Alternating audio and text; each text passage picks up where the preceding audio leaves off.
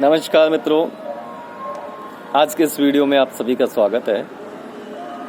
आज हम इस वीडियो में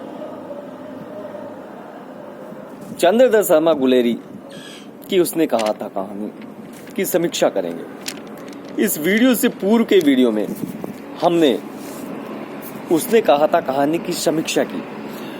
उस समीक्षा के प्रथम बिंदु कथा वस्तु कथोपकथन की समीक्षा की। किसी भी कहानी की समीक्षा के लिए जिन 6 तत्वों की आवश्यकता होती है उनमें कथा वस्तु, पात्र या चरित्र चित्रण, कथोपकथन, देशकाल और वातावरण, भाषा शैली और उद्देश्य प्रमुख होते हैं। हमने पूर्व के वीडियो में अध्ययन किया कि उसने कहा था कहानी की कथा वस्तु का प्रारंभ अमृतसर के बाजार में एक किशोर और किशोरी की मुलाकात से होता है और किस प्रकार ये कथा आगे विकास करती हुई कौतूहल और जिज्ञासा के साथ चरम पर पहुंच करके अंत की ओर जाती है। इसके शीर्षक में कितनी जिज्ञासा है, कितना कौतूहल है, कितना आकर्षण है, किस प्रकार इसका कथानक सुसंगठित है, ये सब बातें हमने कथानक की समीक्षा में जानी।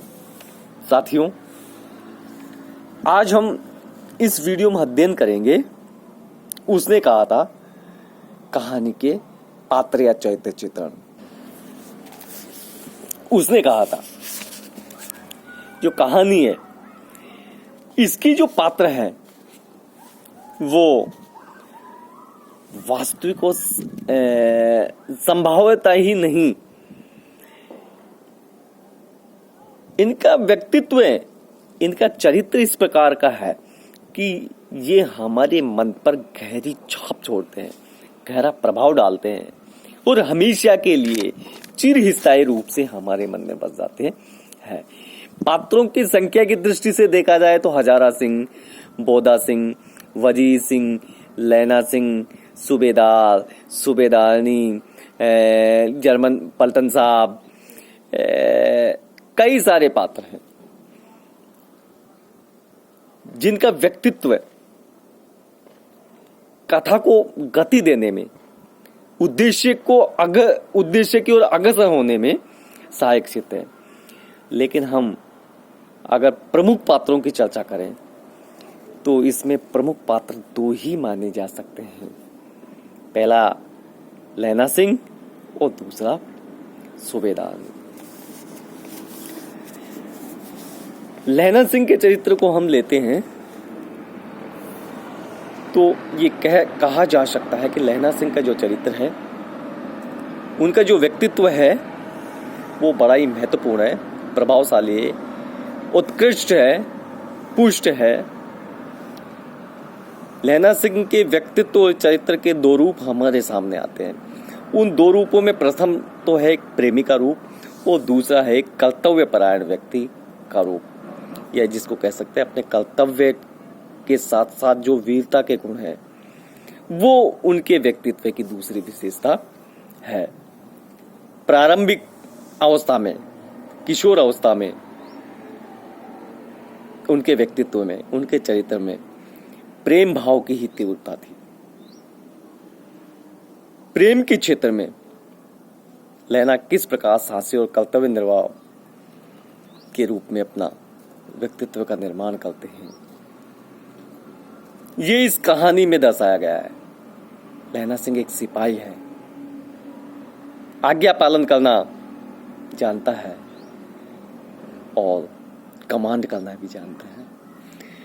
तो आज्ञा पालन करना और आज्ञा देना दोनों ही उनके चरित्र में रमी बसी प्रवृत्तियां है। परिवार के प्रति उनके मन में स्नेह का भाव है और इस स्नेह भाव से प्रभावित होकर के, प्रेरित होकर के, प्रेरणा लेकर के अपने भाई कीरत सिंह की गोद में वो अपने ही घर में मरना चाहते हैं है, चतुर है, चालाक है, तीक्ष्ण बुद्धि वाले हैं, जर्मन अफसर के षड्यंत्र को तुरंत भांप लेते हैं, उसे व्यर्थ करने की युक्ति सोचते हैं और उसे व्यर्थ कर देते हैं। ये उनकी बुद्धिमानिता का परिचय है, उनकी कार्यकुशलता का परिचय है। तो ये कहा जा सकता है कि एक आदर्श प्रेमी, एक साहसी वीर योद्धा, एक कर्तव्यनिष्ठ सिपाही के साथ साथ तीव्र और तीक्ष्ण बुद्धि वाले, त्वरित बुद्धि और कार्यकुशल व्यक्तित्व के धनी थे। लैला सिंह का जो चरित्र है वो त्यागपूर्ण है, प्रभावशाली है। वह अपनी जर्सी, कंबल सब बोधा सिंह को दे देते हैं और खुद ठंड को सहते हैं। ये सब उनके साहस और वीरता का ही परिचायक है।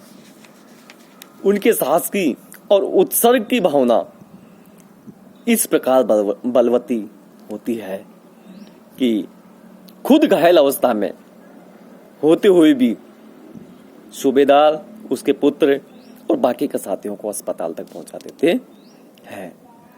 ये उनके निस्वार्थ प्रेम, निर्मल प्रेम, पवित्र प्रेम की ही भावना थी। तो ये कहा जा सकता है कि लैला सिंह का व्यक्तित्व एक आदर्श साहसी प्रेमी के रूप में, एक कर्तव्यनिष्ठ और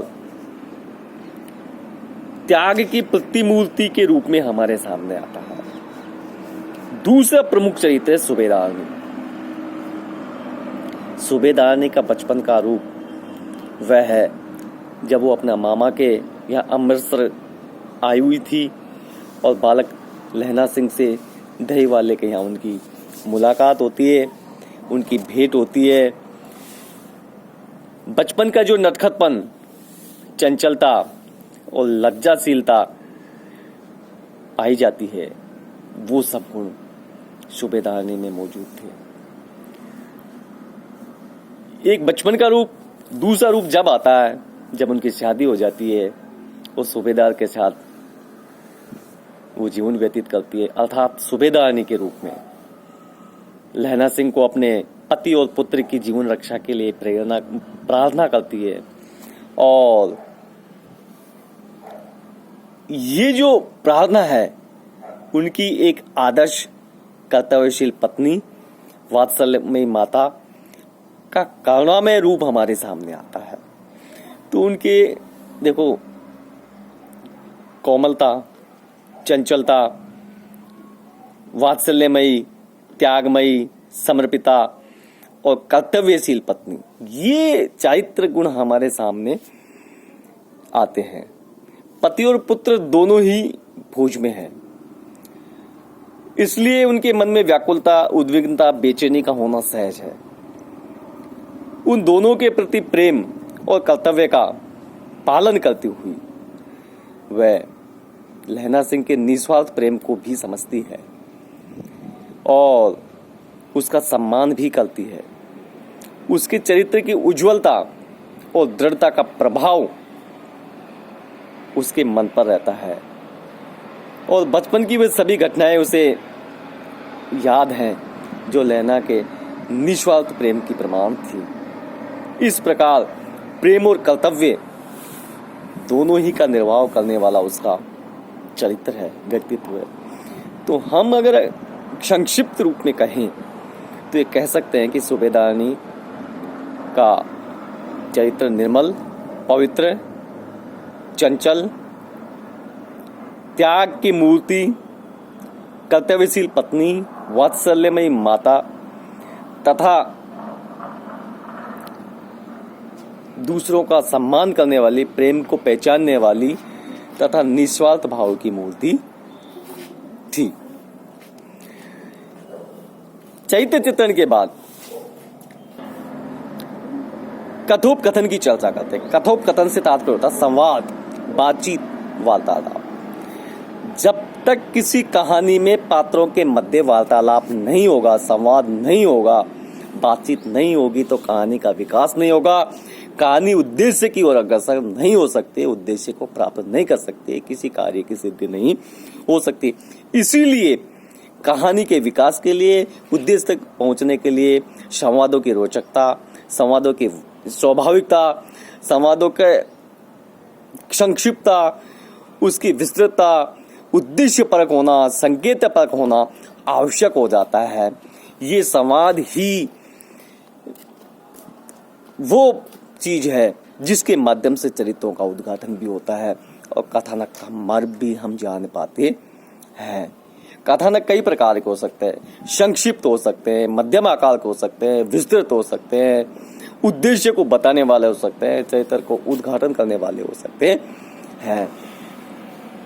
हम देखते हैं लहना सिंह और लड़की का संवाद। तो ये संवाद एक संक्षिप्त है, छोटा है, ये दृश्य को बताने वाला है, दृश्य को अंकित करने वाला है, दोनों का चरित्र, उनकी अवस्था और मन स्थितियों पर प्रकाश डालने वाला है। कथोपकथन के द्वारा लेखक युद्ध क्षेत्र के सजीव दृश्यों का चित्रण करता है। देखिए, वीरता का, सिख पलटन का साहस और त्याग का, युद्ध को हंसी विनोद के रूप में ग्रहण करने का, ये सब चित्रण संवादों के माध्यम से, कथोपकथन के माध्यम से शर्मा जी ने किया है। साथ ही साथ जर्मन सेना के षड्यंत्र, चतुराई और फ्रांस के लोगों की जो घबराहट है, उसका चित्रण भी संवादों के माध्यम से किया है। उद्वेगता, कृतज्ञता के भाव भी संकेतों के माध्यम से संवादों के द्वारा ही करवाए हैं।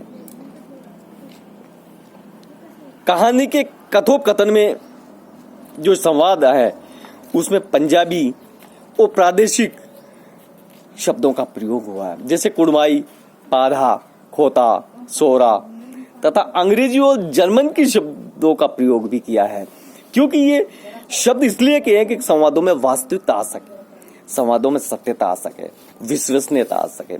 इसलिए जैसा पात्र, जैसा देशकाल के पात्र, वैसी ही भाषा का प्रयोग कभी नहीं यहाँ किया है। इस कारण इनके संवादों में रोचकता है, कुतूहलवर्धक है, अपने उद्देश्य को और अग्रसर होने वाले हैं, चरित्र का वास्तविक उद्घाटन करने वाले हैं। तो ये कहा जा सकता है कि इस कहानी का कथोपकथन स्वाभाविक है, प्रभावशाली है, रोचक है और चरित्र उद्घाटक करने वाले और उद्देश्य को बताने वाला है। धन्यवाद।